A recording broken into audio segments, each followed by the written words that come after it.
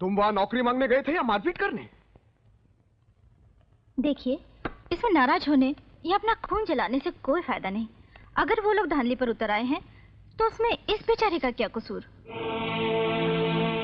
हाँ, कसूर तो मेरा ही है।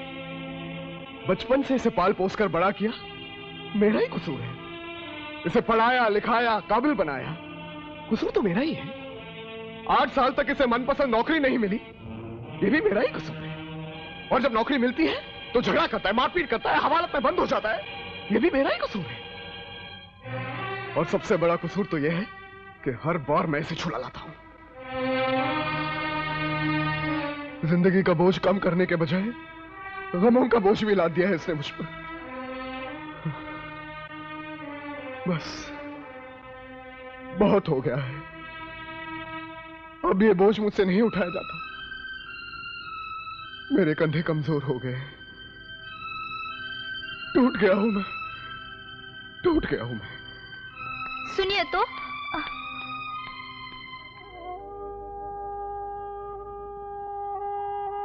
अरे ये क्या पागल, उनकी बातों का बुरा मानते हैं? नहीं भाभी, अफसोस तो इस बात का है कि भैया भी मुझे नहीं समझते। समझते हैं, रहते हैं। आखिर तेरे बड़े भाई है किशन, तेरा दुख उनसे देखा नहीं जाता।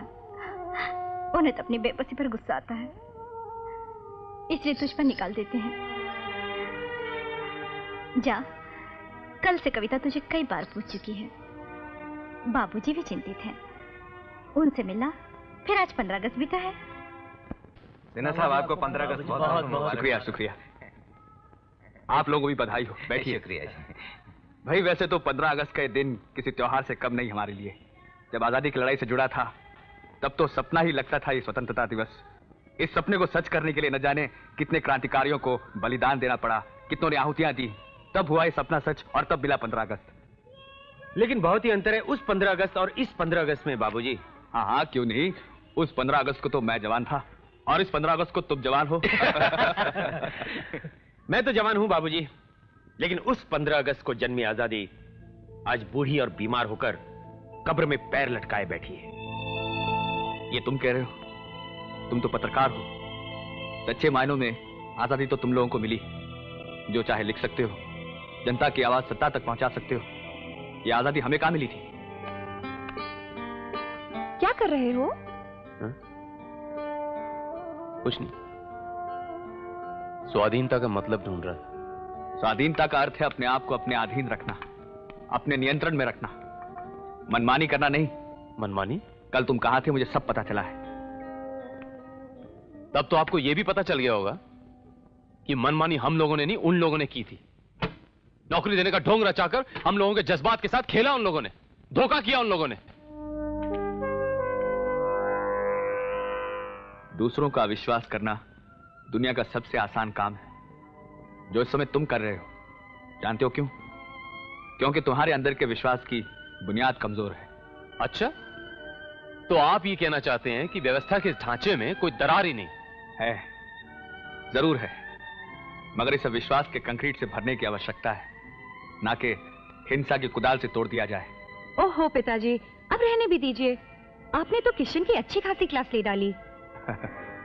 बेटे, ये तो विचारों का आदान प्रदान है जो मेरे और किशन के बीच में होता ही रहता है। मुझे स्कूल और आश्रम में झंडा फैलाने जाना है, मैं चलता हूं। और हाँ, तुम किशन को उसकी मनपसंद सब्जी खिलाकर ही भेजना, समझी?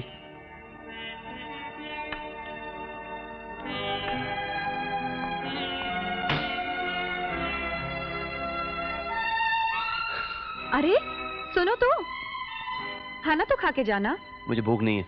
तो क्या हुआ, थोड़ी देर साथ तो बैठ सकते हो ना।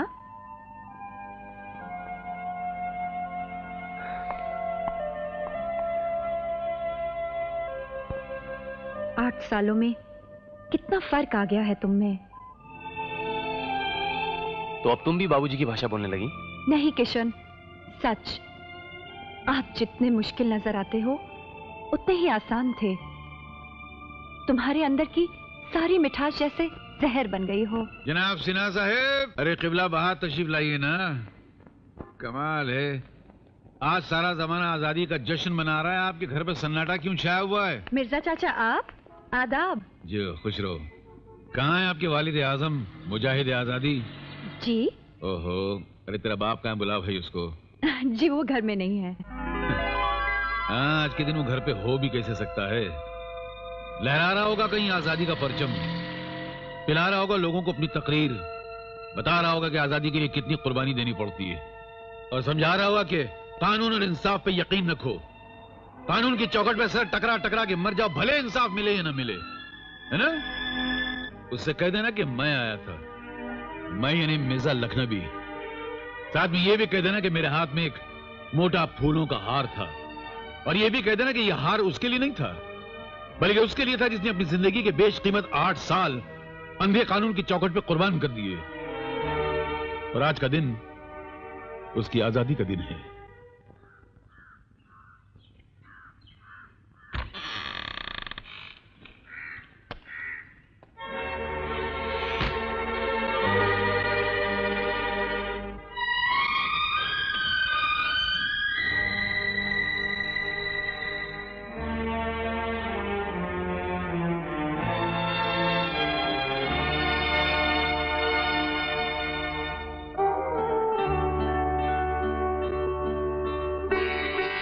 आजादी मुबारक।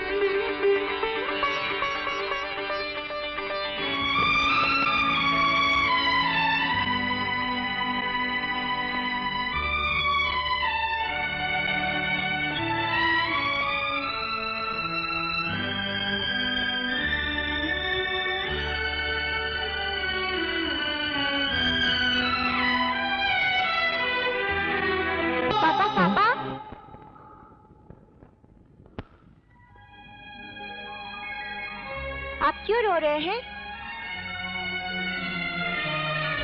कुछ नहीं बेटा, कुछ नहीं।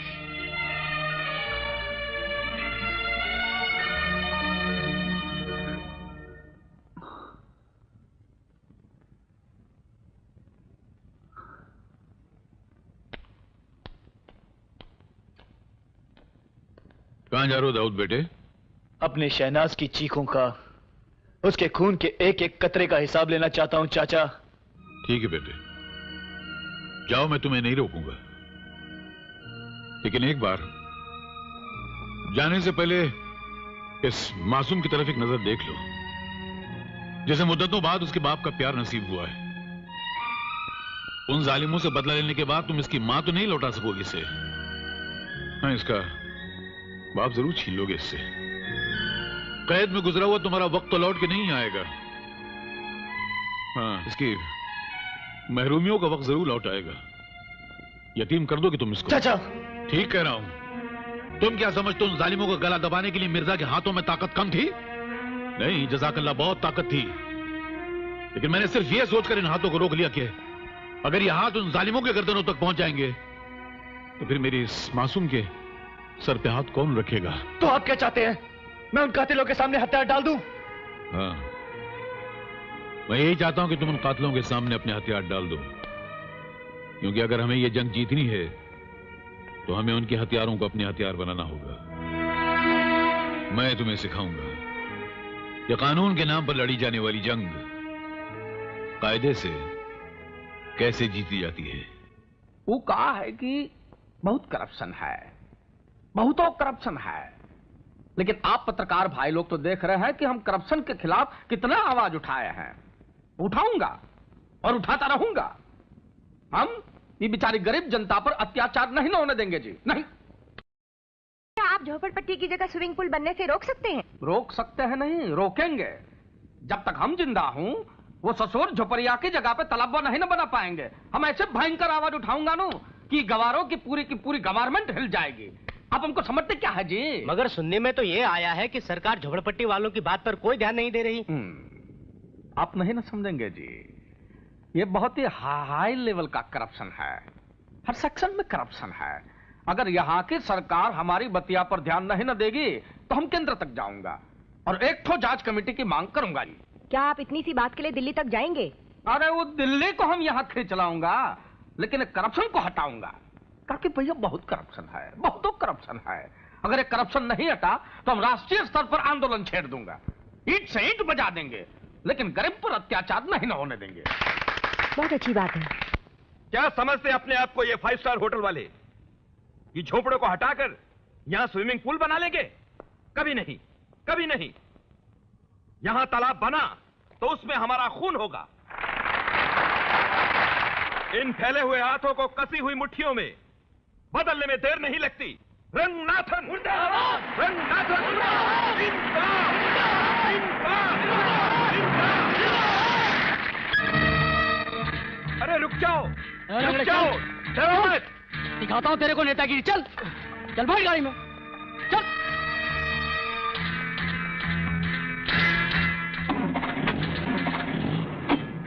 चल धक्का मारो।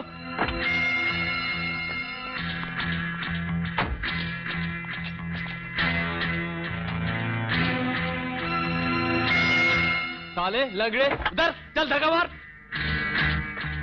चल धक्का मार, मार, चल मार।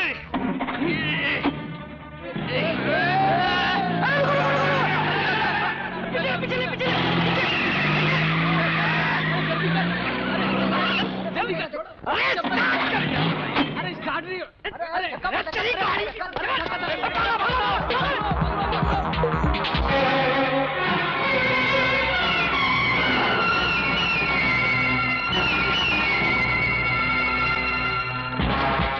इधर गया। अरे